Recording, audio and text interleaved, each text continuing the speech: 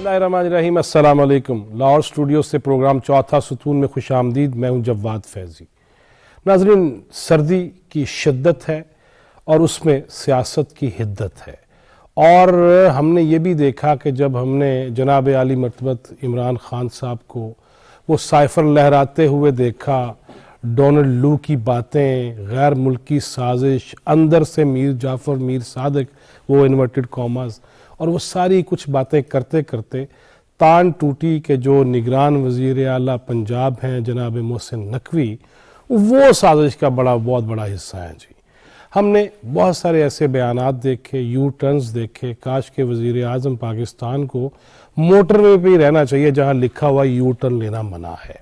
लेकिन हम ये सब कुछ देखते रहे, बैरूनी दुनिया में तमाशा बनता रहा, मुआशी तौर पे दिगरगूं हालात का शिकार होते गए और इखलाकी तौर पर इन्हतात पजीर होते चले गए।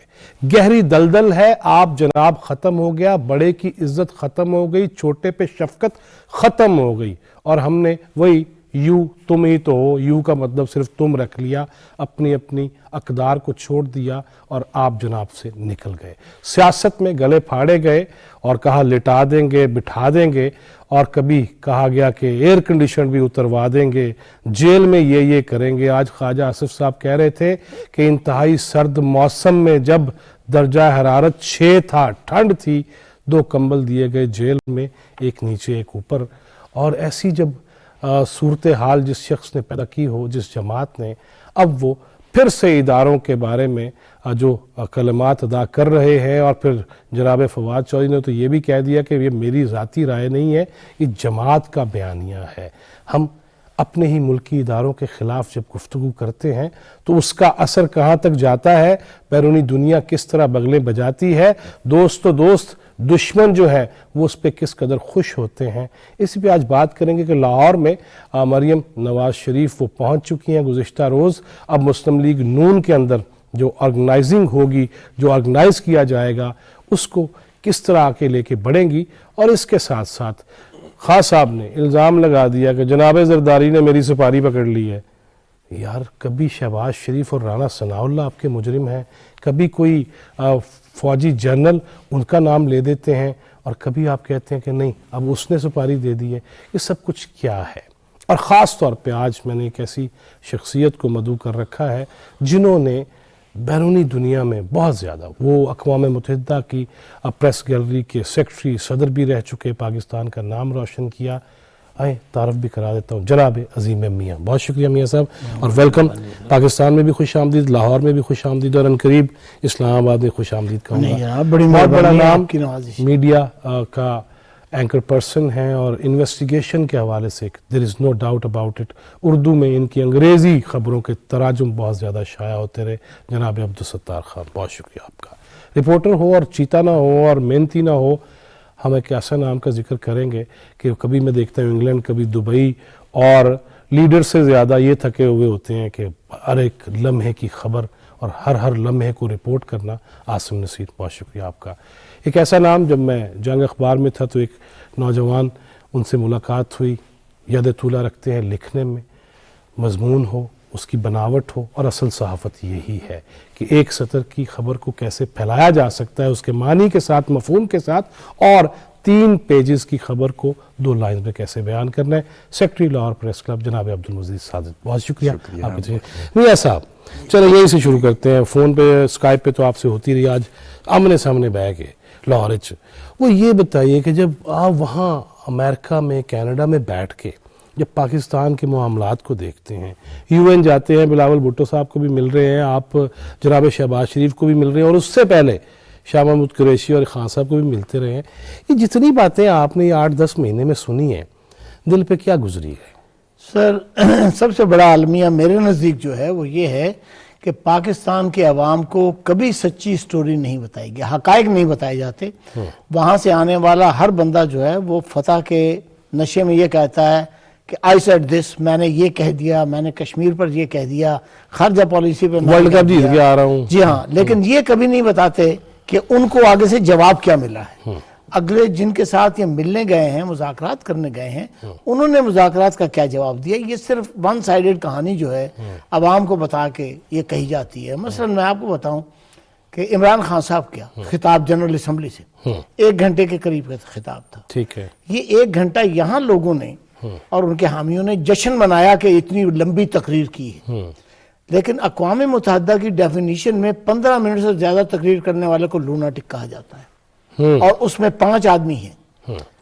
لیبیا کے کرنل قذافی، کیوبا کے فیڈل کاسٹرو، آپ کے وینیزویلا کے ہوگو شاویز، اور 2 غالباً ایک اور ہیں. ٹھیک ہے، انہوں نے 1 گھنٹے تقریر کی. ان کو کبھی وہاں پہ، اس کی وجہ یہ ہوتی ہے کہ صبح سے شام تک کوئی 70 تقاریر ہوتی ہیں، اور کوئی ملک جو ہے وہ دوسرے کی تقریر کو نہیں بتا سکتا انلیس کہ ان کا، جیسے انڈیا والے، وہ ہمارے کسی صدر کی جو ہے یا وزیر اعظم کی تقریر کے تو مندرجات جو ہیں وہ جانتے ہیں. باقی کسی کو ضرورت نہیں پڑی، کیونکہ صبح سے شام تک یہ ساری تقریریں سننا اور اس کو رٹ کے رکھنا یا اس کا ماخذ جو اپنے ذہن میں بسانا اتنا آسان کام نہیں ہے. اگر آپ بھی ہوں تو یہی صورت ہوتی ہے. صحیح. امریکی صدر جس دن خطاب کرتا ہے، باقی اس دن جتنے خطاب کرنے والے ہیں ان میں سے کسی 1-2 کی تو مطلب ہے کہ تقریریں جو ہیں اس کا کوئی مطلب لبے لباب یاد رہتا، ورنہ نہیں رہتا.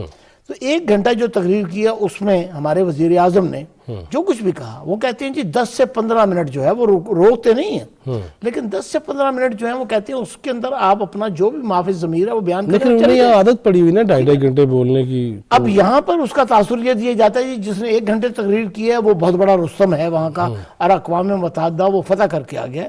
فتح کرنے کے بجائے وہ ایک غلط اوپینین دے کے آتے ہیں کہ اس بندے کے پاس جو ہے کوئی اپنا سینتھسس نہیں تھا معاملات کا، کوئی خیال کی مرکزی خیال اس کے پاس نہیں میاں تھا. صاحب ایتھے تے عالم اسلام دا لیڈر بنایا تھا، ہیرو بنا دیا تھا. سر وہ تو دیکھیں نا، یہ یہاں آنے کے بعد ہر ایک جو ہے، یہ نہیں ہے ضیاء الحق صاحب تھے، انہوں نے قرآن کی تلاوت وہاں نہیں کرائی.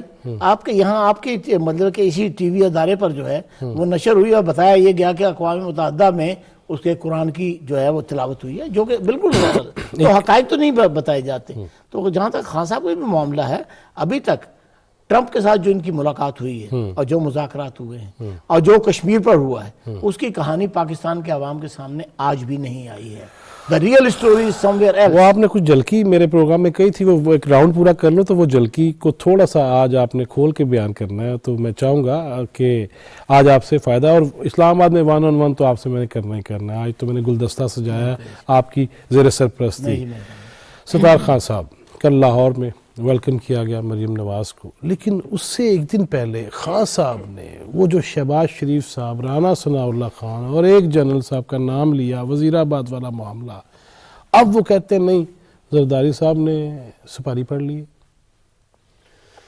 نہیں جواد فیضی صاحب، ایک بات ہے کہ کمزوری کہنے والے کی بھی ہوتی ہے لیکن کمزوری سننے والے کی بھی ہوتی ہے. کمزوری دونوں طرف کی ہوتی ہے.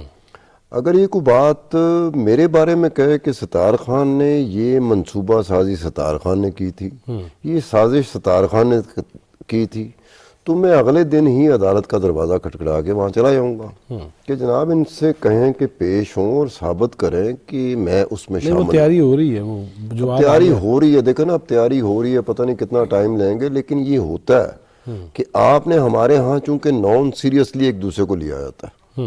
عمران خان کوئی بھی بات کرے نا تو میرے جیسا بندہ نان سیریس لے گا. میں کیوں اس کو نان سیریسلی لیتا ہوں؟ غیر سنجیدگی سے میں کیوں لیتا ہوں؟ مجھے پتا ہے کہ یار پاکستانی سیاست میں کنزمپشن کے لیے اس طرح کے بیانات چلتے ہیں. اپنے اپنے جو سپورٹر ہوتے ہیں، اپنے اپنے حمایتی ہوتے ہیں نا، ان کی تسلی کے لیے آپ کو یہ بیان دینا پڑتا ہے. کیونکہ اگر آپ اپنے سپورٹروں سے بات کریں گے تو کہیں گے دیکھا ایک ہو رہا بھی غازی، سانو پہلے تو شک ہے غازی کہ یہ تھا، آج ساڈا لیڈر بھی بول پیا. کل کو جواد فیضی آپ کا نام لیں گے تو پھر ہو سکتا ہے کہ وہاں پہ کچھ اور لوگ بیٹھے ہوں، کہیں گے سانو پہلے تو شک ہے غازی جواد فیضی پہ بھی کہ یہ بھی اس سازش میں شریک تھا. وہ اندر سے کوئی صحافی ہوں گے. نہیں، صحافی کے علاوہ ہمارے تو جاننے والے وہی ہیں. نہیں، صحافی کو آپ فی الحال جو ہے نا وہ سیکنڈری پوزیشن پہ رکھیں. اگر صحافی کو پرائمری پوزیشن پہ لے آئے تو بات کہیں کی کہیں کس طرح سے نکل جائے گی. آپ نے ایک چیز ثابت ہوئی ہے پاکستان میں، وہ یہ ثابت ہوئی ہے کہ یہ ابھی عظیم میاں کہہ رہے تھے کہ پاکستانی کو سچ نہیں بتایا جاتا. یہیں سے بات نکلتی ہے کہ جس قوم کو سچ نہ بتایا جاتا ہو، معاشرے کو سچ نہ بتایا جاتا ہو، لوگوں کو سچ نہ بتایا جاتا ہو، تو ان کو سچ کی پہچان ختم ہو جاتی ہے.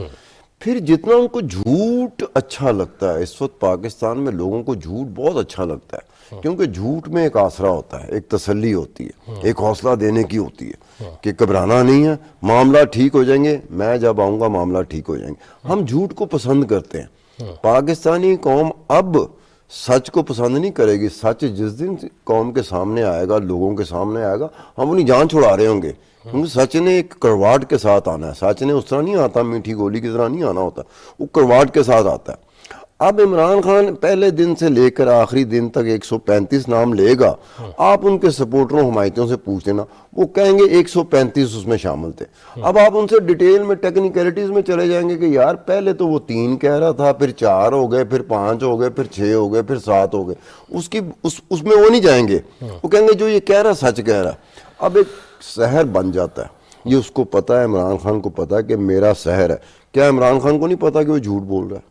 یقینی طور پہ پتا ہے۔ کیا عمران خان، یس ہی نوز، عمران خان 101% نوز کہ وہ جھوٹ بول رہا ہے، لیکن اسے یہ پتا ہے کہ میرے جھوٹ کا اثر ہو رہا ہے، اس لیے اسے پتا ہے۔ اور اسی طرح جو صف اول کی قیادت ہے پی ٹی آئی کی، اس سب کو پتا ہے، صف اول کی قیادت کی بات کر رہا ہوں، ان سب کو پتا ہے کہ خان صاحب جھوٹ بول رہے ہیں، یقین۔ لیکن وہ کہتا ہے جھوٹ کا اثر ہے۔ دیکھو نا، لوگ جھوٹ کے اثر میں آتے ہیں۔ پاکستان میں جھوٹ کے اثر میں، اب یہ امریکہ سے آئے ہیں، بتائیں، پوچھیں ان سے امریکہ میں جھوٹ کتنے دن چل سکتا ہے؟ میرے خیال مشکل ہو جائے گا جھوٹ کے لیے چلنا۔ پاکستان میں سچ کے لیے چلنا اتنا مشکل ہے جتنا امریکہ میں جھوٹ کے لیے چلنا مشکل ہے۔ اب یہاں پر آپ دیکھ لیں۔ چلیں عاصم نصیر صاحب، آپ دبئی پہنچے، پھر مریم نواز صاحبہ کے ساتھ آئے، وہاں ماحول کیا تھا؟ یہاں آ کے جو کراؤڈ دیکھا، جو نعرے سنے، جو اگلی منزلوں کی باتیں ہوئیں، بطور رپورٹر کیسا دیکھا اس کو؟ فیضی صاحب دیکھیں، ایشو یہ ہے کہ مریم نواز کا جو سارا سفر تھا وہ تو اپنی جگہ ہے، کیونکہ اوبیسلی ایک ان کا سارا شیڈیول پلان تھا اور اسی حساب سے وہ چلیں اور آئیں، راستے میں ان سے بات بھی ہوئی، کیونکہ کافی ان سے وقت ان کے ساتھ اکٹھا بھی گزرا اور ساری چیزیں دیکھتے رہے۔ پہلے بھی ہمارا تھا اور یہ ریسنٹلی بھی جتنا ہوا، انگلینڈ میں بھی ان سے ملاقاتیں ہوئی۔ ایشو یہ ہے کہ جو پاکستان کے اندر اس وقت جو مہنگائی کا جو طوفان آیا ہوا ہے، اس کے اندر مریم نواز بھی بڑی کنفیوز تھی کہ کیا جو ہم لاہور جا رہے ہیں تو کراؤڈ ہمیں رسپونڈ اس طرح ہوگا کہ جس طرح ہونا چاہیے، کیونکہ یہ تمام جو چیزیں، یہ ایک ریپلیکا ہوا ہے گزشتہ روز، جو کہ نواز شریف کی آمد کا پیش خیمہ ہے، اور نواز شریف کی آمد سے قبل مریم نواز کو جس طرح لانچ کیا گیا، اور صرف یہ دیکھنا تھا کہ اگر مریم نواز کے لیے اتنے لوگ آئیں گے، جو انہوں نے ایک اپنی فگر رکھی ہوئی تھی، اور میرا خیال ہے انہوں نے وہ فگر سے زیادہ ان کی کاؤنٹ یہاں پر لوگ آئے ہیں، کہ لوگ جو اس کی تعداد تھی، اور وہ اس پہ بڑے مطمئن ہے کہ اگر ہم اس مہنگائی کے اندر بھی اگر لوگ آ جاتے ہیں تو جب نواز شریف آئیں گے تو اس وقت کیا ہوگا؟ کیونکہ دیکھیں اس وقت ٹرمپ کارڈ جو ہے وہ مسلم لیگ نون کا نواز شریف کی وطن واپسی ہے، اور وہی آ کے پارٹی کو سنبھالیں گے، اور جو بھی انہوں نے جو ڈیسیژنز لینے ہیں وہ پاکستان میں بیٹھ کے اپنے بھائی کے ساتھ وہ لیں گے، پارٹی کی سطح پر بھی اور اگلے آئندہ جنرل الیکشن کے لیے۔ تو مریم نواز کا تو دیکھیں جو ان کا آنا تھا وہ ان کا کافی ہونا تو یہ پہلے چاہیے تھا، پچھلے ہی انہیں ماہ میں دسمبر تک انہیں آ جانا چاہیے تھا، لیکن آگے لے کے آنے کا مقصد بھی یہی تھا کہ وہ جائیں گی، اور جو پائپ لائن میں جو چیزیں چل رہی ہیں جو کہ پہلے میڈیا کے سامنے نہیں آئیں، اب وہ آہستہ آہستہ آپ کو سامنے نظر آنا شروع ہو جائیں گی۔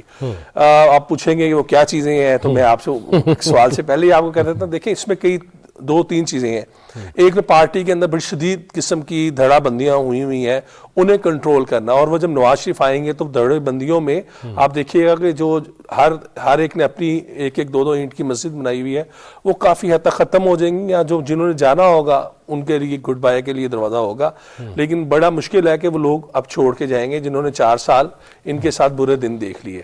تو ایک تو یہ ہے کہ اب وہ جو گروہ بندیوں کو توڑنے کے لیے ان کی آمد، نواز شریف کی آمد، ان دونوں کو سیکولرائز کیا جائے گا۔ سیکنڈلی بلوچستان اور سندھ کے اندر انہوں نے بالکل یہ 4 سال اگنور کیا، وہاں پر تنظیم سازی کو کافی متحرک کیا جائے گا۔ کے پی کے اندر بھی ٹکٹوں کی جو تقسیم ہے اس کی عمل کی بھی تیاری شروع ہو گئی ہوئی ہے۔ پنجاب میں تو آپ کو پتہ ہی ہے کہ پنجاب ہی پاکستان کا وفاق کا فیصلہ کرتا ہے، اور مسلم لیگ نون کا جو مین ان کا ووٹر سپورٹر ہے وہ سارا پنجاب سے ہے۔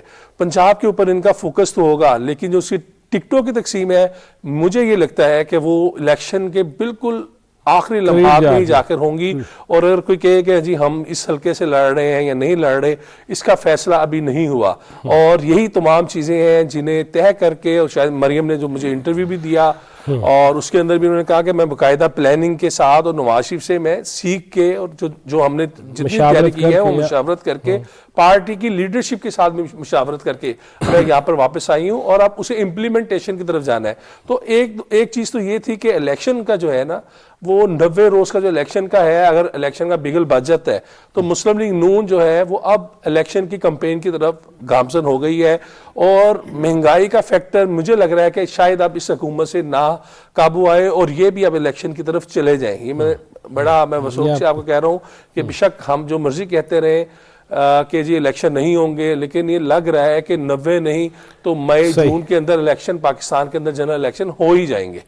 سیکرٹری لاہور پریس کلب جناب عبدالمجید ساجد, ابھی بات ہوئی, خان صاحب نے کہا کہ نہیں وہ سیکنڈری ہے, پرائمری نہیں ہے جرنلزم صحافت, لیکن نگران وزیر اعلیٰ صحافی, وزیر اطلاعات پنجاب کے نگران صحافی بھی, تو پھر وہ سیکنڈری پریزیڈنٹ رہے لاہور پریس کلب کے, سیکرٹری بھی رہے, پریزیڈنٹ بھی رہے عامر میر صاحب. لیکن یہ جو میں نے میاں صاحب سے جس طرح پوچھا کہ فٹافٹ ڈونلڈ لو سے آ جانا کہ نہیں سب فارغ, محسن نقوی ہے میرے خلاف سازش کرنے والا, یہ کیا ہے؟ اس طرح کی گفتگو بنتی ہے کہ روز بدل کے؟ دیکھیں خان صاحب اگر اس طرح کی گفتگو نہیں کریں گے تو پھر وہ خان صاحب کا تو خاصہ ہی یہی ہے, پھر وہ تو لوز کر جائیں گے نا. خان صاحب کے حوالے سے تو یہ میں تو توقع رکھتا ہوں کہ وہ کل کو ہو سکتا ہے کہ وہ کہیں کہ جواد فیضی نے پروگرام کیا ہے اور مجھے ان سے خطرہ ہے.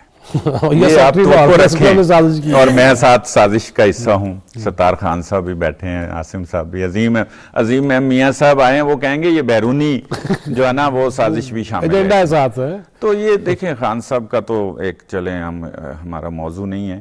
اصل ایشو یہ ہے کہ پاکستان کے اندر جو پولیٹیکل انسٹیبلٹی ہے یہ بہت خطرناک ہے. اس کی وجہ سے ہی ہمیں جو ہے نا معاشی استحکام نہیں مل رہا, اور یہ ہو ہی نہیں سکتا اگر آپ کا سیاست ساری عدم استحکام کا شکار ہے, تو آپ جو ہے وہ معاشی طور پہ کس طرح اپنے آپ کو جو ہے نا اسٹیبل کر سکتے ہیں. اس والے سے سب سے زیادہ جو چیلنج ہے وہ نون لیگ کے لیے ہے, چونکہ پی ڈی ایم بھی آپ کہہ سکتے ہیں, چونکہ پنجاب کی بات ہو رہی ہے, اس کے الیکشن بھی آنے والے ہیں. اگر یہ قابو نہیں کرتے اور اگر مہنگائی کے اوپر اسی طرح یہ جس طرح عاصم نصیر صاحب کہہ رہے ہیں جی کہ وہ اسی طرح چلتی رہے گی اور قابو نہیں پا سکے اور الیکشن میں چلے جائیں تو اس کا سیٹ بیک ہوگا. یہ اس طریقے سے جن قابو کرنا پڑے, یہ بہت مشکل ہے. بظاہر تو ایسے لگ رہا تھا کہ یہ آئیں گے اور کر لیں گے, لیکن یہ قابو نہیں آ رہا. پوری دنیا کا بھی بہرحال اس میں ایک عمل دخل ہے, وہاں بھی اسی طرح کی مہنگائی آئی ہوئی ہے. لیکن ہم توقع کر رہے تھے کہ اسحاق ڈار صاحب جب آئیں گے تو وہ ڈالر بھی کنٹرول کر لیں گے, اور وہ جو ہے نا معیشت کو بھی اس پہ بھی کوئی نہ کوئی اس کو قابو کر کے تو کو ہمیں ریلیف دیں گے. اب یہ سیاسی طور پہ جو الیکشن ہو نہ ہو, مئی میں ہو جون میں ہو, عوام جس طرح پس رہی ہے کل سے پرسوں سے, جس طرح پیٹرول کے اوپر جس طریقے سے انہوں نے ضلالت دیکھی ہے, اور جس طرح ان کو 2 دن پہلے وہ ریلیف مل گیا ہے پیٹرول مافیا کو, اب دیکھیں یہ زیادتی ہے بہت بڑی. ایشوز یہ بہت بڑے ایشوز ہیں. جب تک یہ نہیں کرتے یہ الیکشن میں جائیں نہ جائیں. لیکن ساجد صاحب بات یہ ہے کہ جب خان صاحب بھی یہ کہہ رہے تھے, ان کی تقریریں بھی آج بھی میں دیکھ رہا تھا پھر سے وائرل ہو رہی ہے کہ ہمیں جانا پڑے گا, مشکلات بڑھیں گی, قیمت بڑھانی پڑے گی, یہ تو وہ بھی کہتے رہے ہیں. تو اگر آئی ایم ایف کے پاس پہلے خودکشی کرنی تھی پھر چلے بھی گئے تو تسلسل تو پھر کرنا پڑے گا نا, یہ تو ایک مجبوری بن چکی ہے. بالکل مجبوری ہے, لیکن اس پہ قابو پانا, دیکھیں ہم خان صاحب کو کہتے ہیں کہ وہ 3.5 سال انہوں نے کچھ ڈیلیور نہیں کیا اور انہوں نے اس پہ قابو نہیں پایا, تو 8 مہینے تقریباً ہونے والے ہیں اس حکومت کو, تو اس پہ قابو پانا چاہیے, پڑیں گے. یہ بہت ضروری ہے. صحیح. عظیم میاں صاحب, لیٹ سے کہ کسی بھی ملک پہ ایسی کوئی چیز آتی ہے, ہم نے وہاں پہ بھی دیکھا, آپ کو یاد ہوگا کہ بہت بڑے ادارے بھی کینیڈا امریکہ کے بند ہو گئے, بے روزگاری بڑھ گئی, اس کے بعد بہت ساری مہنگائی بھی ہوئی ہے, اور میں آپ کی زیر سرپرستی وہاں پہ بھی رہا ہوں. تو مجھے میاں صاحب یہ بتائیے کہ جب ایسے حالات ہوتے ہیں تو آپ نے کبھی یہ دیکھا کہ سیاست تو اپنی جگہ, لیکن کبھی ایسا دیکھا ہے کہ ایک وفاقی وزیر رہنے والے 2 حکومتوں کے وزرائے خزانہ کو یہ کہیں کہ لکھ دو آئی ایم ایف کو, اگر یہ معاملہ ہو رہا ہے تو پھر ہم نہیں ہیں ساتھ. کبھی آپ نے ایسا بھی بیرون ملک دیکھا کہ اپنے ہی ملک کے معاملے کے حوالے سے اس قدر شدت؟ فیض صاحب جہاں تک تو IMF کا تعلق ہے نا، اس میں سے میں نے ترین صاحب کو بھی وہاں تے دیکھا ہے، گورنر اسٹیٹ بینک بھی، یہ سب نیگوسیشن ٹیم کا حصہ تھے، اور یہ سب کے سب ایک دوسرے پر اپنا برڈن ڈال رہے تھے. جب میں نے گورنر اسٹیٹ بینک سے بات کرنے کی کوئی، انہوں نے کہا جی ترین صاحب سے بات کریں. ترین صاحب سے بات کرنے کی کوشش کی، ہی اوائڈڈ، لیکن فائنلی ظاہر ہے کہ ہی واز دا لیڈر، اس کو بات کرنی پڑی. بات یہ ہے کہ یہ اس میں جیسے انہوں نے ساحل صاحب نے کہا ہے، یہ بھی متعین کرنا بڑا ضروری ہے کہ کن کن کی حماقتوں کے ساتھ ہم اس صورتحال کو پہنچے ہیں. یہ ایک دن کی صورتحال نہیں ہے. آپ کے ہاں ایک ٹیکنوکریٹ ہے، میں نام لینا اس میں، جس کو یہ پتا ہے کہ نیگوسیشنز IMF سے کرنے کا طریقہ کیا ہے. ٹھیک ہے، ابھی تک اس کو ان دونوں میں سے کسی ٹیم نے اپنے ساتھ رکھا. حافظ شیخ بھی آئے چلے گئے، وہ ان کے بھیجے ہوئے آئے تھے، انہی کے پاس چلے گئے. ٹھیک ہے، شوکت ترین آئے، انہوں نے مطلب ہے جو کچھ یہاں آ کے کہا، مجھ سے انہوں نے ڈائریکٹ کہا جی جمعرات تک، یہ میں آپ کو منگل کی بات بتا رہا ہوں کہ جمعرات تک سب طے ہو جائے گا. وہاں پہ کہا جی ہاں، اور ہی از آن ریکارڈ، جیو کے پاس اگر اس کی فائل ہوگی تو اس میں نظر آ جائے گا. لیکن وہ جمعرات تو نہیں، کئی جمعراتیں آئیں، بے مراد رہی، بے مراد ہوئی. کہنے کا مطلب یہ ہے کہ ایک تو یہ چیز ہے. دوسری چیز، جیسے یہ مسلم لیگ کے بارے میں آپ بات کر رہے ہیں، کیا مسلم لیگ IT اور دیگر جو مطلب چیزیں جو اثاثہ ہیں عمران صاحب کی تحریک کا، کیا وہ اس کے لیے تیار ہے؟ ابھی تک میں نے اس دنیا میں جس کو آپ سوشل میڈیا کی دنیا کہتے ہیں، وہاں پر ان ساری پارٹیوں میں انتہائی کمزوری میں نے دیکھی ہے، بلکہ انیپٹ ہیں یہ. اور اسی پر جیسے ستار خان صاحب نے کہا کہ وہ ان اثاثوں کو کیش کرتے ہیں. وہ 135 دفعہ اگر وہ ٹیوٹرن لیتے ہیں تو وہ جو سوشل میڈیا جو ان کا حامی ہے وہ سامنے آ کر، یا جو میڈیا باقی بھی ہے سپورٹ کرنے والا، وہ آ کر اس کو انڈورس کرنا شروع کر دیتا ہے. لیکن یہ سب ایک سوال اس میں ہے کہ اگر یہ یہی ہے، لیکن ہم نے یہ دیکھا ہے کہ بیرون ملک مقیم جو ہیں جی، وہ تو اداروں کے خلاف بھی وہ مغلظات بکنا شروع ہو جائیں گے، بات کر دیں گے، انہوں نے تو ڈر کوئی نہیں. لیکن میں تو ایسے ہی دیکھ رہا ہوں نا، جیسے کہ شادیہ پروین جو ہے وہ یہ کہہ رہی ہے، لیکن وہ تو بیٹھی ہے واشنگٹن. سو اس کے بارے میں کیا کرنا پڑے؟ سر ایک بات تو یہ ہے کہ یہاں پر جو اوورسیز پاکستانیوں کے بارے میں تحریک انصاف جو تاثر دے رہی ہے، وہ تاثر درست نہیں ہے. اوورسیز پاکستانی ایکولی ڈیوائیڈڈ ہیں، کیونکہ اوورسیز پاکستانیوں میں وہ لوگ بھی شامل ہیں، مزدور بھی شامل ہے، لیکن وہ لوگ بھی شامل ہیں کہ جن کی انفارمیشن تک اور فیکٹس تک رسائی ہے، اور وہ تجزیہ کرنے کے بھی قابل ہیں، اپنا ایک اوپینین بنانے کے بھی قابل ہیں، اور ویل کیلکولیٹڈ ان کا ہے. تو وہاں پر یہ جو تاثر یہاں پر پایا جاتا ہے کہ 99% جو ہے لوگ عمران خان کے ساتھ ہیں، ایسا نہیں ہے. فارن فنڈنگ کے بارے میں چونکہ میرے پاس اس کا سارا ریکارڈ میں نے فارا سے لیا ہوا ہے، جو امریکی حکومت کا ادارہ ہے، اس کو دیکھنے کے بعد اور اس میں جو حقائق آشکار ہوئے ہیں، اس کے بعد انہی لوگوں نے جنہوں نے شوکت خانم کے لیے بہت آگے بڑھ چڑھ کر چندہ دیا ہے، ان میں سے آپ کو بیشتر وہ لوگ ملیں گے جن کو اعتراض یہ ہے کہ آخر یہ فنڈنگ، اس کے کیا یقینی بات ہے کہ یہ شوکت خانم کے لیے ہوا بھی ہے استعمال یا نہیں ہوا. وہ تو ہاؤسنگ سوسائٹی میں لگ رہی ہے. دوسری بات، اب یہ تو آپ لوگ یہ فیکٹ جانتے ہیں، وہاں بھی لگ رہی ہے. جی، اسی طرح سے جو نیاگرا کے کنارے اور ونڈزر کے کنارے ہے، وہاں پہ بھی لگ رہی ہے کسینو میں. اسی طرح سے یہ بھی ہے کہ وہ جو فارن فنڈنگ وہاں فائل کی گئی ہے، وہ یعنی 4 سال 5 سال بعد یہ عمل شروع اس وقت ہوا ہے جب عمران خان صاحب کی فلائٹ جو ہے کینیڈا کے ایئرپورٹ پہ روکی گئی. یا الگ یاد ہے وہ کیا میں کٹی بیٹھے تھے ایگزیکٹلی، اس کے بعد فائل ہوا ہے. یعنی یہ سمجھ لیں کہ 1975 کا جو ہے وہ 1980 میں فائل کیا گیا ہے. یعنی میں مثال دے رہا ہوں ایئرز کے بارے میں سمجھ رہا ہوں. ٹھیک ہے، تو وہ شاید 2010 کی بات ہے. جی ہاں. اور یہ نہیں ہے، جب ان کی فلائٹ روکی گئی آج تک کسی کو یہ نہیں پتا ہے کہ اصل میسج کس نے کنوے کیا. آپ کو پتا ہے کہ امریکہ آنے کے لیے امریکن امیگریشن جو ہے وہ کینیڈا ہی میں امیگریشن کرتا ہے. ایگزیکٹلی. آپ وہاں پر ایک لوکل مطلب ہے کہ ٹریولر کے طور سے ایگزیکٹلی ٹھیک ہے، پروسیس وہی پہ ہو جاتا ہے. وہاں کیا ہوا، اگلی فلائٹ سے آئے، میں دونوں فلائٹ کے لیے میں خود بھی منتظر تھا، رپورٹر ہوں تو وہ ہے. تو دوسری پر جب آئے ہیں تو میں نے ان سے پوچھا کہ کیا وجہ ہوئی، اور الحمدللہ ٹورانٹو میں آپ جیسے دوست موجود تھے تو میرے پاس اصل اطلاع آ گئی تھی کہ اصل وجہ کیا ہوئی ہے. کنا کیا ایسی $28,000 $10,000 پر آپ کو اناؤنس کرنا پڑتا ہے. ٹھیک ہے، اور یہ نہیں ہے، یہ تو بہانہ بنایا گیا تھا. اصل میسج جو دیا گیا تھا آپ اس کا موازنہ اس کا فیصلہ آپ خود یہ کریں کہ عمران خان صاحب کے اینٹی امریکن بیانات اس سے پہلے کتنے تھے اور اس کے بعد کتنے ہوئے. اس کا موازنہ کرنے کے بعد آپ کو بات سمجھ میں آ جائے گی. وہ کشمیر والی بات ہے کہ تو واپس آ کے پھر کرتے ہیں. ستار خان صاحب, میاں صاحب ماشاءاللہ, اور میں اللہ تعالیٰ نے نظر بد سے بچائے, اس 79, لیکن اگر یہاں ہوتے نا اور یہیں پہ آ کے صحافت کر رہے ہوتے تو اللہ بس نظر بد سے بچائے. منا رہا نہیں, عظیم صاحب نے خود بھی کہا تھا آتے ہوئے, یہ اسٹوڈیو میں آتے ہوئے نا, تو خود بھی کہہ رہے تھے کہ اگر یہ ہوتا تو پھر یہ ہوتا. ابھی انہوں نے ایک بات کی فورن فنڈنگ کی. اب ایک عجیب سا اتفاق ہے پاکستان میں, اسٹڈی کوئی نہیں کرتا. صحیح, تحریک انصاف ہے, اس کے مخالف جو جماعتیں ہیں, اس کی مخالف جماعتیں بھی اسٹڈی نہیں کرتی. یہ بڑی عجیب سی بات ہے کہ اگر سکروٹنی کمیٹی نے کوئی رپورٹ دے دی ہے, وہ 300 صفحات پر مشتمل ہے, 400 پر, 500 پر ہے. یہ ذمہ داری بن جاتی کہ آپ نے باریکیوں کے ساتھ پڑھنا.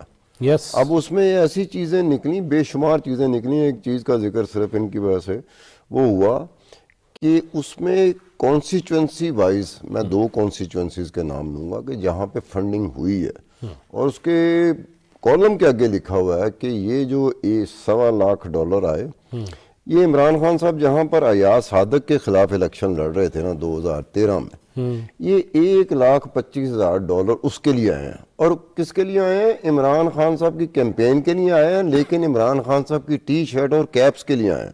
اچھا, یہ لکھا ہوا اس میں, مطلب سکروٹنی کمیٹی ڈاکومنٹ میں لکھا ہوا ہے. بالکل ٹھیک ہے. اب ایاز صادق کو نہیں پتا کہ باہر سے آنے والی فورن فنڈنگ بھی کیمپین میں استعمال ہوئی, لیکن عمران خان مجھے نہیں ہرا سکا.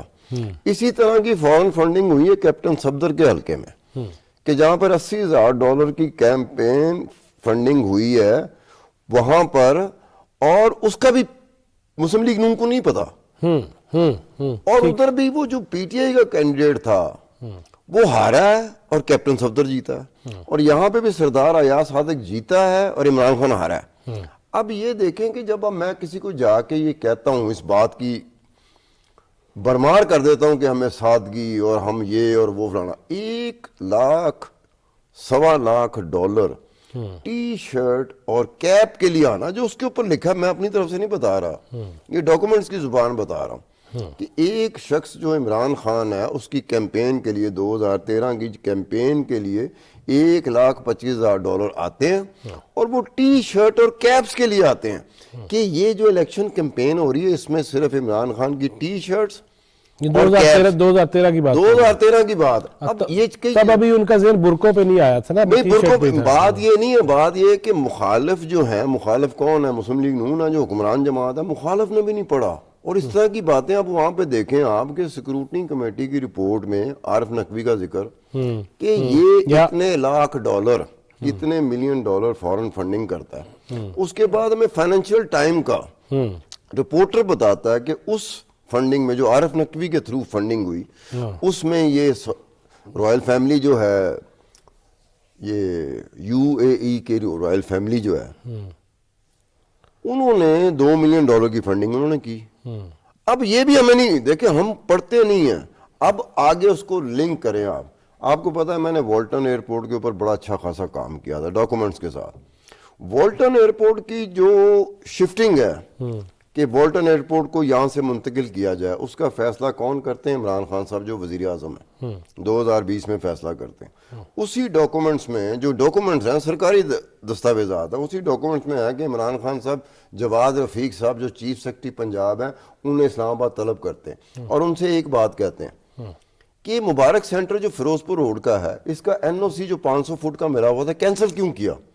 انہوں نے کہا جی ہم نے کینسل نہیں کیا, پنجاب حکومت نے کینسل نہیں کیا, یہ سول ایویشن نے کینسل کیا. انہیں کینسل کرنے کی وجہ کیا تھی؟ انہوں نے کہا والٹن ایئرپورٹ. انہوں نے کہا ریموو دی والٹن ایئرپورٹ. مبارک سینٹر جو ہے اس کا مالک کون ہے؟ یہ دبئی کی UAE کی رائل فیملی, وہی جو 2013 میں ان کو فنڈنگ دے رہی ہے $2 ملین کی PTI کو. اس کا جواب پھر وزیر اعظم عمران خان صاحب جب وزیر اعظم بنتے ہیں تو جو قومی اثاثہ جات ہیں اس کو قربان کر کے اس کا بدلہ چکاتے ہیں. آپ نے یہ بات صحیح کی خان صاحب کہ ہمارے ہاں چونکہ ریسرچ کے نام پہ صرف سرچ ہو رہی ہے, جو سامنے آ گیا, ریسرچ کوئی نہیں ہو رہی. عاصم نصیر صاحب, وہی جو میاں صاحب سے میں نے پوچھا, آپ کہہ رہے تھے کہ جواب میں دے سا, کی جواب ہے؟ نہیں دیکھیں بات یہ ہے کہ اس وقت کافی حد تک تو خان صاحب نے بات اس میں کر بھی دی. میں 2-3 چیزوں کے اوپر لازمی کروں گا جس طرح میں پہلے بھی بات کر رہا تھا اور میاں صاحب نے بھی اس کے اوپر بات کی. مہنگائی کا کہ کس طرح جائیں گے, اور ہم آپس میں یہ کہہ رہے ہیں کہ مسلم لیگ نون کیا کرے گی اور پیپلز پارٹی کیا کرے گی. دیکھیں یہاں پر ان جماعتوں سے زیادہ پاکستانی, ہم بطور ایک پاکستانی ہمارا بھی کوئی فرض ہے کہ ہم سیاست دانوں کو گالیاں دے رہے ہیں, ہم اپنے آپ کو بھی دیکھیں. یہ ڈالر کون ذخیرہ کر رہے ہیں؟ کیا پاکستان کے حکمران کر رہے ہیں؟ عام لے مین جو ہے وہ بھی اس وقت یہی کام پہ لگ گیا ہوا ہے. وہ کہتا ہے چلو یہ جوا ہو رہا ہے, ایسی لا دی. ہر بندہ اٹھا رہا ہے. یہ بھی میں نے باہر جانا تھا, میں نے یقین کریں مجھے ڈالر نہیں ملا. درہم بھی میں نے کوئی 4 روپے میں نے اس کے اون کے اوپر لیا. گاڑیاں تو اون تھی نا, اب تو آپ کو جو آپ کی کرنسی ہے غیر ملکی کرنسی آپ کو اون پہ لینی پڑ رہی ہے. اور آپ نے تصویریں اتروا رہے ہیں کہ جس طرح آپ کو مجرم میں لے کے جا رہے ہیں وہ تھوڑی سی اماؤنٹ کے لیے. ایشو یہ ہے کہ جب اتنی زیادہ آپ کے ملک کے اندر ذخیرہ اندوزی ہوگی, جب لوگ کہیں گے ہم نے ٹیکس نہیں دینا, لوگ کہیں گے کہ ہم نے جناب بجلی پہ کنڈے لگانے ہیں, تو آپ کہتے ہیں کہ یہ حکمران آپ کو اچھے مل جائیں گے, انہوں نے بس نیکی کرنی ہے, ہم نے نیکی نہیں کرنی.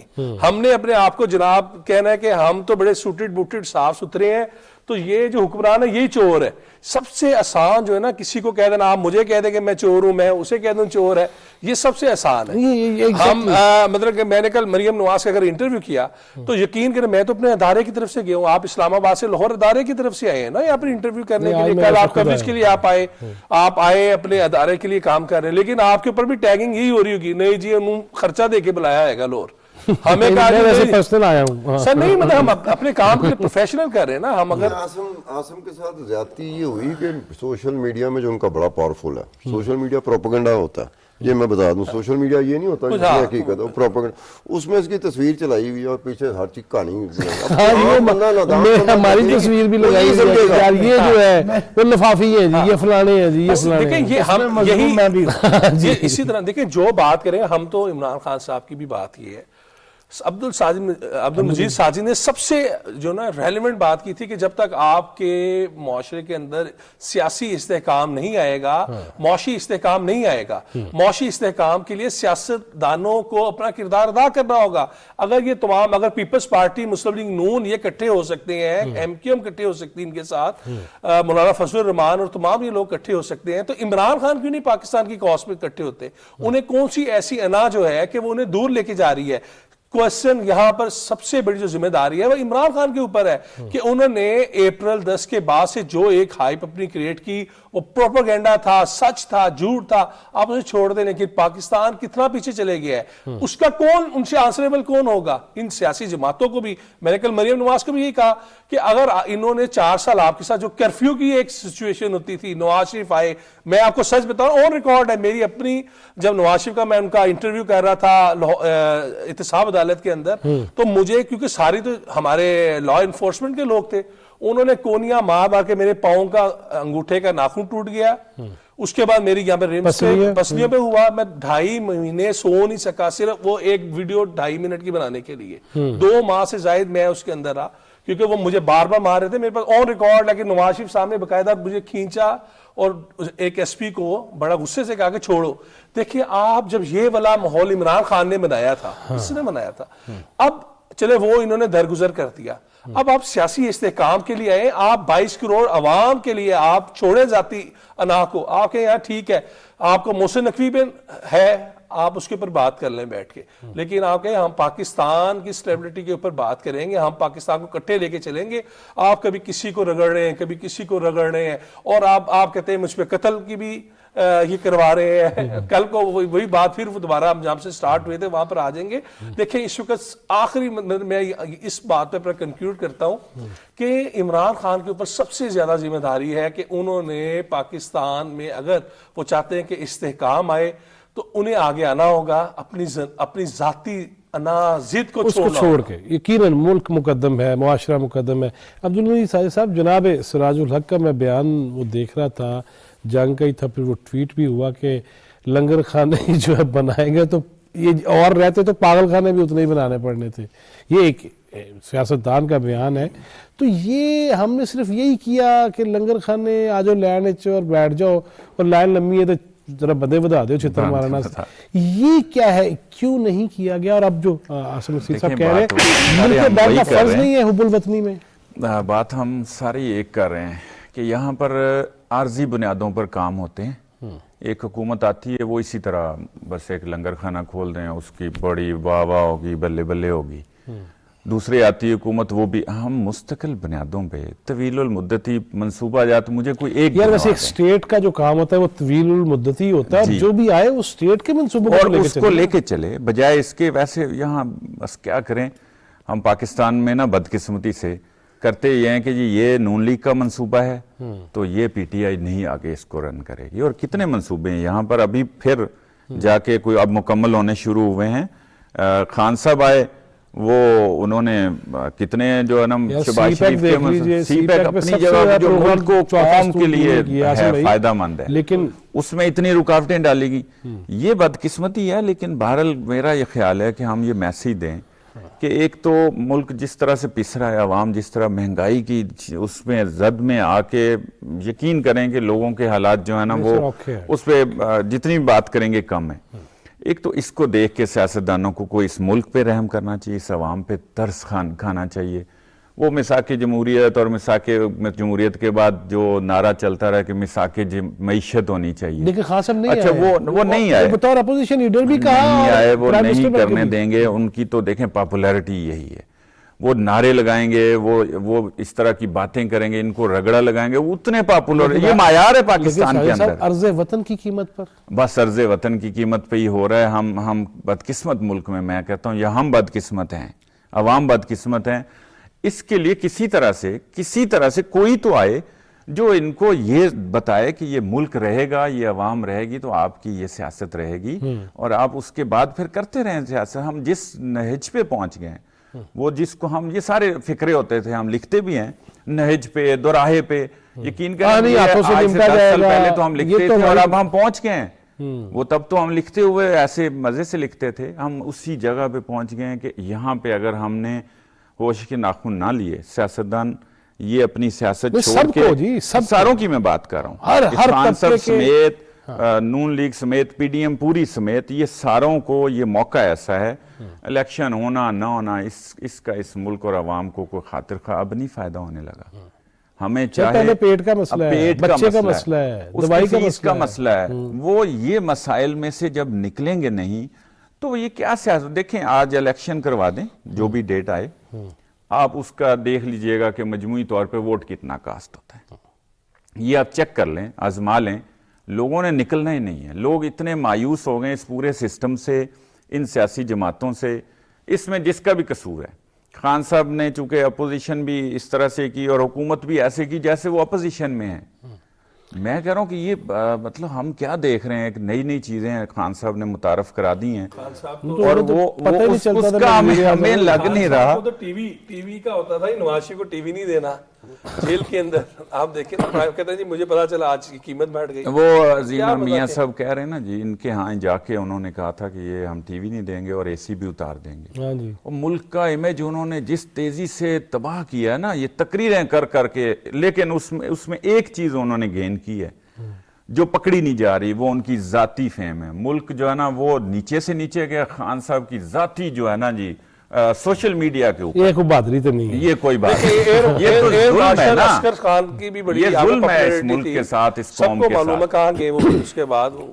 मियां साहब सर, ये जो बैरूनी मुल्कों के बारे में, दीगर ममालिक के बारे में लहराना, फिर उससे किस कदर आप उसको डिप्लोमेटिक अंदाज में देखेंगे, और किस कदर बाहम जो ममालिक के दरमियान ताल्लुकात हैं उसको जो असरअंदाज होते हैं वो ऐसी चीज़ों से कितना अरसा लग जाता है फिर दोबारा से बनने में? सर मेरी सहावती ज़िंदगी में इस किस्म का वाक़या पाक यूएस रिलेशनशिप में ये पहली दफ़ा आया है, और कोई भी जी अक्ल जो है वो मतलब इस हद तक नहीं जाता, सिर्फ इसलिए कि इक़्तिदार की कुर्सी जो इस्लामाबाद में अगर उसके लिए रेस है तो उसके लिए बाकायदा डोनाल्ड लू को मौजूद गुफ्तगू बनाया जाए, पाकिस्तान के सफ़ीर को मतलब कि मौजूद गुफ्तगू बनाया जाए, और ये कहा जाए वहाँ से साजिश हुई है।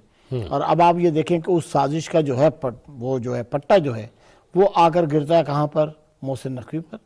اس کا پٹا جو ہے وہ آ کر گرتا ہے کبھی کبھی مطلب ہے کہ وزارت خارجہ پر, کبھی کسی پر. اور یہ نہیں, یہ اس بات کا غالباً خان صاحب کو ادراک بھی نہیں ہے کہ انہوں نے کتنا بڑا ڈیمیج کیا ہے. اور ڈونلڈ لو جو ہے, اگر آپ اس کی پوزیشن کو دیکھیں تو پاکستان کے سسٹم میں equivalent to a section officer, ٹھیک ہے. اور اس قسم کی جو پالیسیاں ہوتی ہیں نا, جو حکومتیں تبدیل کرنے کی پالیسیاں ہیں, سی آئی اے کا پورا ریکارڈ موجود ہے, یہ اوپر سے آتی ہیں. تو یہ یعنی اس کا مطلب یہ ہے کہ ڈپلومیسی جو ہے ایگزیکیوشن کے لیول پر جو ہے وہ نہیں عمل پذیر ہوتی کہ جی ایگزیکیوٹ کا پالیسیوں کو ایگزیکیوٹ کرنے والا کہے کہ فلاں کام کر دو. اوپر سے آتی ہیں, ٹرکل ڈاؤن اس کا ایفیکٹ ہوتا ہے. اور دوسری بات یہ ہے کہ ڈونلڈ لو کی وائف جو ہے وہ آپ کے جو ہے کے پی کے سے تعلق رکھتی, اور اس کا ایک پاکستان کی طرف ٹلٹ بھی ہے. اور تیسری بات یہ ہے کہ وہاں پر نوٹ ٹیکرز جنہیں ہم کہتے ہیں, وہ نوٹ ٹیکرز وہاں موجود ہیں. اور اس قسم کے سائفر جو ہیں آپ کو انڈیا سے نئی دلی سے روزانہ آتے رہتے ہیں. تو اب آپ یہ کہیں گے کہ نئی دلی نے بھی یہ سازش کی ہے. خان صاحب خود جا کے باقاعدہ وہاں کے وزیر اعظم سے ملے, اور جس انداز سے ملے ہیں, کبھی وہ دہلی میں سے آپ ریکارڈ منگوا کر دیکھیں کہ جس وقت یہ مودی سے جا کر پہلے ملے ہیں تو کن حالات میں جا کر ملے. کن حالات میں ویسے سر یہ تو پھر ریکارڈ سے بات کروں گا نا, میں کہوں گا تو وہ کہیں گے جی یہ بلا وجہ خام خیالی. تھوڑی سی کر دیو. نہیں سر, کشمیر ہے, کشمیر کی آپ صرف اتنی ڈیٹیل لے لیں کہ 22 جولائی کو 2019 میں عمران خان صاحب موجود تھے. خوش قسمتی یا یہ سمجھ لیں کہ یہ میرے لیے اعزاز تھا کہ اس میں اپنا وائٹ ہاؤس کے اندر اوول آفس میں موجود تھا. ساری چیز کو میں نے دیکھا. صبح میں نے شاہ محمود جو وزیر خارجہ ہیں آپ کے, ان سے پوچھا آج کا ایجنڈا کیا ہے. تو اس وقت ان کا یہ کہنا تھا صرف طالبان کو ہم نیگوسیشن کی ٹیبل پہ سے لائے ہیں کیونکہ امریکن یہ مانگ رہے ہیں, اور اس کا ٹرکل ڈاؤن ایفیکٹ جو ہے ہمیں کوئی بینیفٹ یا کوئی کنسیشن مل جائے. اچھا ٹھیک ہے. اس کے بعد جو ہے اتفاق کی بات یہ ہے کہ بھئی وہ ڈونلڈ ٹرمپ جو ہے وہ بریگر ہے میرے نزدیک, جو ہے بڑا لیڈر ہے, امریکہ کا پریزیڈنٹ رہا ہے, لیکن وہ بریگر ہے. بعض لوگوں کی عادت ہوتی ہے. تو ہی واز بریگنگ کہ بھئی میں افغانستان میں ہم نے وہ بم بھی بنا لیا ہے کہ ایک بم کے اندر جو ہے افغانستان تباہ کر دیں گے, بٹ آئی لو پیس. یہ اس کے ایگزیکٹ ورڈ تھے. ٹھیک ہے. وہاں میں نے اس کو روکا, میں نے کہا mister president you are talking about peace in Afghanistan, there is another flash point and that is called Kashmir. اس وقت آپ ویڈیو منگا کے دیکھ لیں کہ عمران خان صاحب کے کیا تاثرات تھے چہرے. کیا ہو گیا ہے؟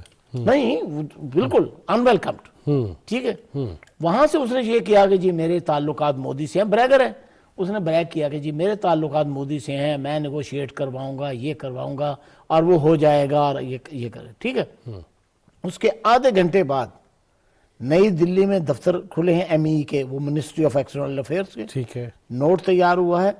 پونے گھنٹے میں وہ نوٹ وائٹ ہاؤس کو تھا کہ ہم اس چیز کو نہیں مانتے ہیں, اور خود یو ایس ایڈمنسٹریشن نے پریزیڈنٹ کو بریف کیا کہ this is not our policy. Negotiation, یہ میڈیشن. ٹھیک ہے. شام کو شاہ صاحب جو ہیں مجھے امبیسی میں ملتے ہیں. اسد مجید جو سائفر والے بیچارے بدنام ہیں, وہ اور سہیل خان سیکریٹری تھے اس وقت, یہ دونوں ان کے ساتھ کھڑے تھے. انہوں نے بڑی میری تعریف کی اور بڑے اس سے کہا کہ جی آپ بڑے ڈیئرنگ ہیں, فلاں ہیں. تو میں نے کہا ایک بات ہے کہ جیو کی وجہ سے عمران خان صاحب جیو کو انٹرٹین کرنے کو تیار نہیں, آپ میسیج دے دیجئے گا. یعنی کیا میسیج ہے؟ میں نے کہا جا کے ڈھول مت بجائیے گا, آپ کو یہ نہیں پتا کہ یہ میں نے کس کانٹیکس میں, کس بیک گراؤنڈ کے ساتھ, کس چیز کے ساتھ میں نے آپ سے یہ سوال کیا ہے. وہ تو ورلڈ کپ لے کے آیا. ٹھیک ہے. آپ ڈیٹ کیلکولیٹ کر لیں کہ 22 جولائی کے بعد 5 اگست کو انڈیا نے 370 جو ہے وہ وڈرا لاگو کر دیا. ٹھیک ہے. پھر آپ یہ دوسری چیز یہ دیکھیں کہ روزویلٹ کا ہوٹل کو آج تک پھٹے کیوں لگے ہوئے ہیں, اور یہاں پر غلط بیانی یہ ہوتی جو میں یہ کہتا ہوں نا کہ اسٹوری نہیں بتائی جاتی. اس ہوٹل کا پچھلے سال کووڈ سے پہلے $129 ملین نیٹ پروفٹ ہے, جبکہ کارپوریشنیں جب امریکہ میں بھی ٹیکس فائل کرتی ہیں اپنے ایکسپینسز بڑھا کر پروفٹ کو کم دکھاتی ہیں. $129 ملین کمانے والا یہاں پر یہ بتایا جاتا ہے جی روزویلٹ ہمیشہ لاس میں چل رہا ہے. ٹھیک ہے. وہاں پر جو ہے وہاں کے گورنمنٹ کے ریکارڈ میں $129 ملین جب پروفٹ کمایا جاتا ہے, اس ہوٹل کو کیوں بند کیا گیا, آج تک کیوں بند ہے, موجودہ حکومت کیوں نہیں اس کو ہٹا سکتی, ان سب چیزوں کی آپ تحقیق کریں, آپ کے سامنے یہ سارا آ جائے گا کہ کشمیر جو ہے اس کے ساتھ کیا اس حکومت میں ہوا ہے اور کیا نہیں ہوا. وقت چونکہ کم ہے تبرکن یہ رہ گیا، میں اس لیے میاں صاحب کو وقت دیا کہ بڑے ہیں. خان صاحب کیا کہیں گے؟ اچھا، ان کی باتوں سے جو آپ نے ان سے پوچھا نا کہ وہ امریکی خط کا ریفرنس دینا، یہ بات ذہن میں رکھنی چاہیے کہ اس ملک میں ایک وزیر اعظم تھا ذوالفقار علی بھٹو. جنوری 1977 سے لے کر جنوری 1977 سے لے کے 5 جولائی 1977 تک 23 خط ہیں. 23 نمبر آف لیٹرز آر 23 کہ جو امریکی صدر جیمی کارٹر لکھ رہا تھا اور امریکی جو سیکرٹری اس وقت تھا اسٹیٹ سائرس وانس وہ لکھ رہا تھا، جو ان کا نیشنل سیکورٹی ایڈوائزر تھا جیمی کارٹر کا برزنسکی وہ لکھ رہا تھا، اور یہاں سے ذوالفقار علی بھٹو لکھ رہا تھا، عزیز احمد لکھ رہا تھا، اور یہاں ان کا جو سفیر تھا پاکستان میں امریکی بائی روڈ وہ لکھ رہا تھا. اس کا ریکارڈ پورا امریکی آرکائیو میں موجود ہے، ہمارے آرکائیو میں موجود ہے. یہ جو عمران خان نے آ کے جلسے میں ایسے کر کے خط نکال کے ایسے کیا نا، اب ایک عجیب سی بات ہے کہ اسد مجید خان ہمارا پاکستانی سفیر ہے. عمران خان نے لوگوں سے خطاب کرتے ہوئے یہ نہیں کہا کہ اسد مجید خان کا یہ اسیسمنٹ رپورٹ ہے یا سائفر ہے، انہوں نے کہا امریکی خط کے ضروری ہے کہ امریکی انتظامیہ نے لکھا ہو یا امریکی صدر نے لکھا ہو. ٹھیک ہے، یہ ہوتا ہے. یہ نہیں ہوتا کہ اسد مجید خان آپ کو اسیسمنٹ رپورٹ دیں جو روٹین کا کام ہے پوری دنیا میں. یہ نہیں کیا. اب اس میں ڈونلڈ لو کا لفظ استعمال کرتے ہیں کہ یہ سازشی ہے. اب ڈونلڈ لو اگر 7 مارچ کو یہ آپ اس پہ الزام لگاتے ہیں کہ یہ لکھا گیا 7 مارچ کو، 17 مارچ کو امریکہ میں ایک تقریب منعقد ہوتی ہے جو پاکستانی سفارت خانہ کرتا ہے. اس تقریب میں جو مہمان خصوصی ہوتا ہے وہ ڈونلڈ لو ہی ہوتا ہے. اس کے بعد یہ ٹویٹ کے ذریعے اس کا شکریہ ادا کرتے ہیں، یعنی کہ 7 مارچ کو سازش کر رہا ہے اور 17 مارچ کو آپ اس کو وقت چکے. صاحب قطع کلامی معاف، اس میں آپ یہ دیکھیں کہ ڈونلڈ لو کی اب جو ہے ڈاکٹر عبداللہ ریاض کو اس مشن پر لگایا کہ خوشامد کرتے رہیں. اگر وہ دشمن تھا تو اب اس دشمن کی آپ جو ہے یہ سارے مطلب کہ جو ہے why you are begging from ادن. 30 سیکنڈ دو. بس میرا خیال ہے کہ ہمارے دونوں سینئرز نے بڑی اچھی باتیں کر دی ہیں، لیکن اب یہی ہے کہ جو امریکی نعرہ ہے نا پاکستان کے اندر کہ ہم جناب امریکی غلامی، اور یہ شروع سے جو دماغوں کو برین واش کیا جاتا ہے اور کہا جاتا ہے کہ جناب یہ سرٹیفکیٹ بانٹ دیں غدار ہے، تو یہ اسی کی طرف عمران خان لے کے گئے تھے جو ایکسپوز ہو چکے ہوئے ہیں. میں اس سے زیادہ کیا کہوں. ساجد صاحب دیکھیں، جب سے خان صاحب آئے نا ہمارے اوپر ایک اور زیادتی یہ ہوئی ہے کہ میڈیا، عمران خان صاحب، ستار خان صاحب نہیں، میڈیا بھی تقسیم کیا. ایک زیادتی یہ ہوئی کہ میڈیا سے ورکر بہت تباہ و برباد ہو گیا. اس کو ٹھیک کرنے کے وزیر اعلیٰ چونکہ ہمارے میڈیا کے بھائی ہیں، دوست ہیں ہمارے، اور وزیر اطلاعات بھی ہیں، اور وہ ہمارے حالات کے اوپر بھی غور کریں، پریس کلب کے حالات کے اوپر بھی غور کریں. آخری بات پریس کلب بھی تو غور کرے نا. ہم تو کر ہی رہے ہیں. بہت شکریہ عظیم میاں صاحب، تھینک یو ویری مچ. ستار خان، عاصم، ساجد صاحب، تھینک یو ویری مچ. اب کوئی ایکسٹرو شیکسٹرو کی ضرورت تو ہے، ساری باتیں آپ نے سن لی ہیں. بس یہ ہے کہ میں لاہور میں ہوں، والدہ کی طبیعت خراب ہے، ان کے لیے دعا کیجیے. اللہ تعالیٰ سب والدین کو سلامت رکھے، اور جو دنیا میں نہیں ہے ان کی مغفرت کرے. اور قبر میں پی ٹی آئی والا سوال تو کہا گیا تھا نا پوچھا جانا ہے. اصل سوال یہ پوچھا جانا ہے کسی بھوکے کو کھلایا تھا، کسی پیاسے کو پلایا تھا، کسی کو راستہ دیا تھا یا نہیں. اتھے عملہ تے ہونے نبیڑے، کسی نہیں تیری ذات پوچھنی. اللہ تعالیٰ ہمیں پاکستان کی خدمت اور آسانیاں تقسیم کرنے والا بنائے. جواد فیضی، چوتھا ستون ٹیم کو اجازت دیجیے. اللہ نگہبان.